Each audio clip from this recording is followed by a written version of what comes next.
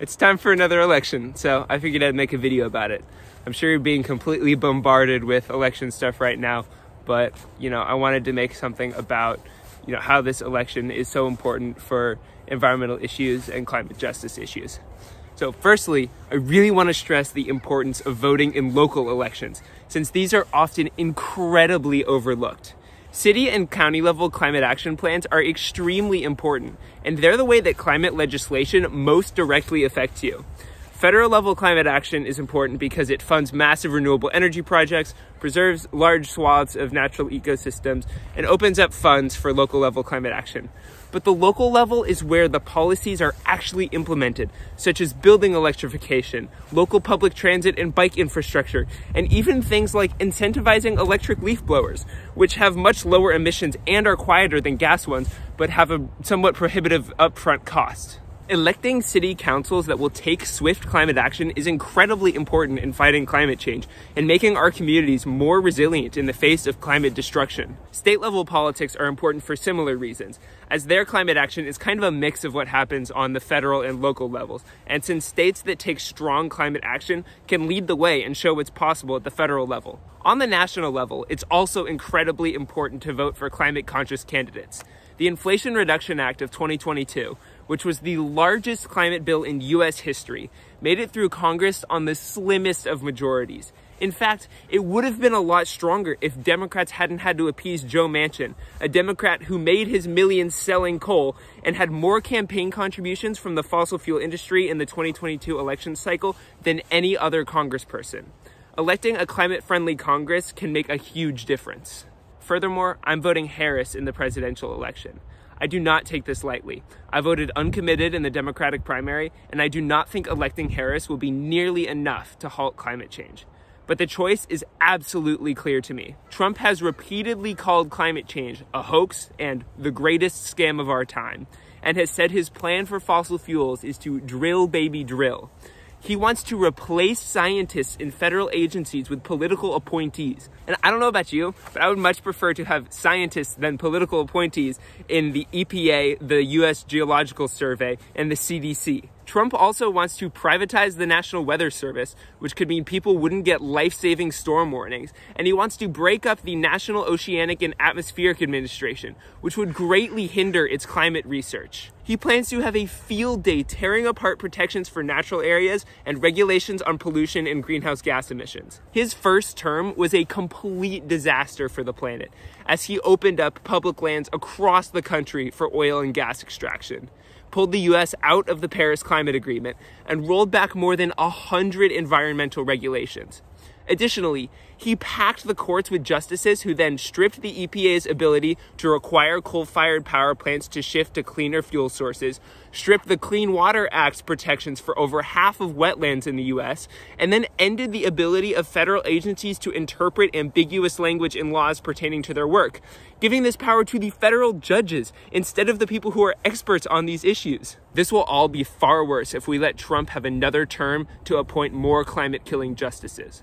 Also, all of the examples I gave were just Supreme Court cases. All of the other federal courts are incredibly important as well, and they face the same risks of being filled with Trump appointees. Clearly, Trump is horrible on climate. But what about Harris? Firstly, it's worth pointing out that while Harris was part of the Biden administration, we can't necessarily judge her on what the Biden administration did, as she was not the final decision maker, and it's impossible to know how involved she was in certain decisions. That being said, she cast the tie-breaking vote for the Inflation Reduction Act, which again was the largest climate bill in US history. And speaking on the Biden administration's climate policy, again, we can't necessarily directly attribute this to Harris, but that administration, while it didn't do nearly enough to halt climate change, it was the best presidential administration we've seen thus far on climate action. So going back to speaking more specifically about Harris, she does have a track record of environmental action. As Attorney General of California, she investigated oil giant ExxonMobil for misleading the public about climate change, and she sued the Obama administration to halt the administration's plans to issue new offshore fracking permits off the California coast. This isn't to say Harris is perfect. It's very worrying to me that she has been so silent on the climate crisis during her campaign, especially since she was so vocal about supporting the Green New Deal during her 2020 presidential run. Additionally, on the campaign trail, she has repeatedly touted her support for natural gas fracking, which has horrible local environmental impacts such as air and water pollution and horrible greenhouse gas emissions.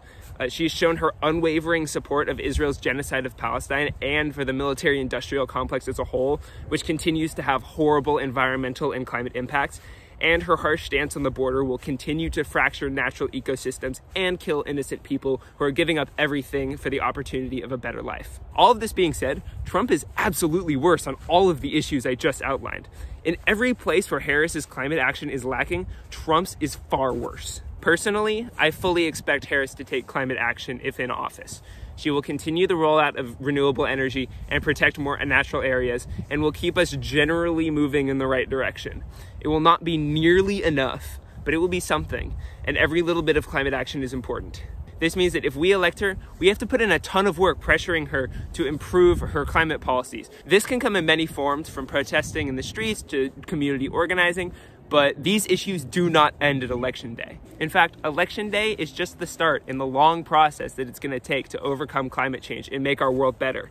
But as for this election, the difference is we can pressure Harris to take some climate action, whereas Trump will not only not listen to us, but he has threatened to crack down on protesters if elected, calling social justice and climate protesters, quote, enemies from within. Look, Harris will not save us, but with Harris as president, we will be able to do the work that matters.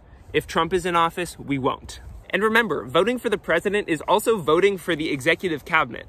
Not only is Trump threatening to dismantle and privatize scientific and conservation agencies and fill the rest with political appointees, but I also just don't want him to pick the people leading each bureau. I want the head of the Department of Energy to be picked by a Democrat who knows climate change is real. I want the heads of the National Forest Service and the National Park Service to be picked by a Democrat who values public lands. Right now is the first time in American history when an indigenous person heads the Department of the Interior. I would like that to continue. And it's not just climate.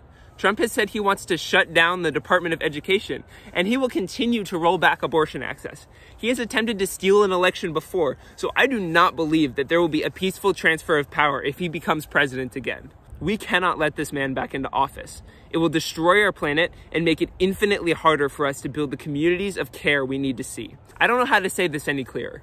While Harris is not perfect, we'll at least have a solid chance to make things better if she's in office. If Trump is elected again, the pain will be felt for generations. Vote for Harris. Vote to give the earth a chance. Vote to give humanity a chance. We can build a better world for everyone and every living thing. And the best way to accomplish this right now is to keep Trump out of Washington. And the best way to keep Trump out of Washington is to elect Harris. Again, this process of building a better world will stretch far beyond this election, and there is so much we need to do outside of voting to accomplish it. But immediate climate action is critical, so if you vote for Harris and if you vote down ballot for candidates who will act on climate, we have a chance.